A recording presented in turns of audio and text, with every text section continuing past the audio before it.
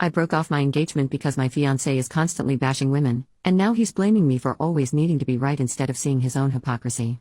My fiancé, 34 male, and I, 28 female, used to have a great relationship, but for the last year, his political views have become a problem.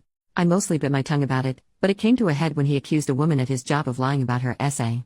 I pointed out that when a woman accuses a man of essay, he questions it and says she is lying. He justified that by saying it's stupid to believe an accusation like that with no proof. I pointed out that he has no proof that she's lying either, but he's accusing her anyway. He often sends me articles of women, usually teachers, essaying boys. I brought up that he never says the boys are lying or asks for proof. He got very upset and kept repeating that I was trivializing male essay. I don't feel like I was. I feel that I was just pointing out the hypocrisy. He denied being biased against female accusers. I reminded him that when the allegations against Diddy first happened, he said feminists were just trying to ruin a successful man's life. Unsurprisingly, he never brought up the man who accused Diddy of essay. He defended Diddy up until the video of him physically hurting Cassie was leaked. Even then, he said we didn't know the whole story. The final straw was when he was telling me, yet again, how women are actually worse than men because we are sneaky and conniving and at least men will screw you over to your face. He kept saying that women are far worse people than men, and I just lost it. I said that there was nowhere on earth, not now or ever in recorded history, has the female violent crime rate been higher than the males. I told him that men unalive each other even more than they unalive us, so they are a bigger danger to themselves than some girl being sneaky.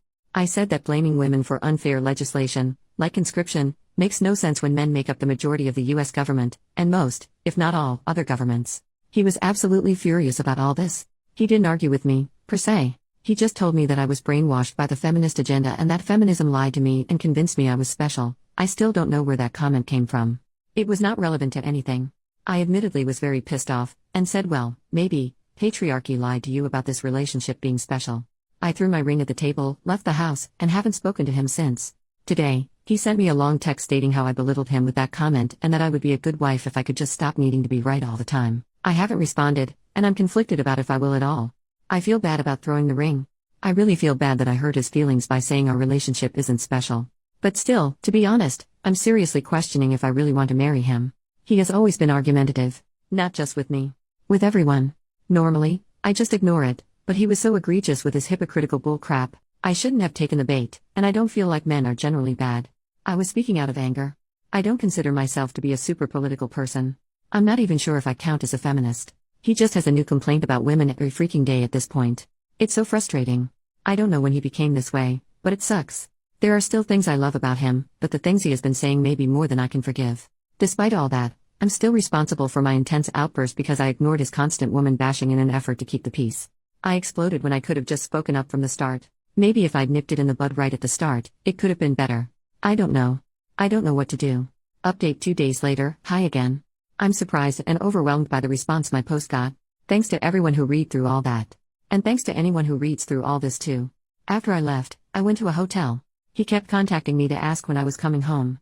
I told him I needed time to think and turned off my phone. When I turned it back on, I saw his photo on my lock screen and decided to call him, for reasons that will make sense later. He said he wanted to talk face to face, and I agreed, so I went home. He apologized for implying that I'm not special. I apologize for implying our relationship isn't special. We've been together for 12 years, so saying that was hurtful and untrue. Before anyone compares the harshness of our statements, his wrongs don't justify my own and vice versa. We discussed what we wanted for the future. He said wants a traditional marriage and specified the following. 1. I would quit my job and we'd start trying for a baby right after the wedding. 2.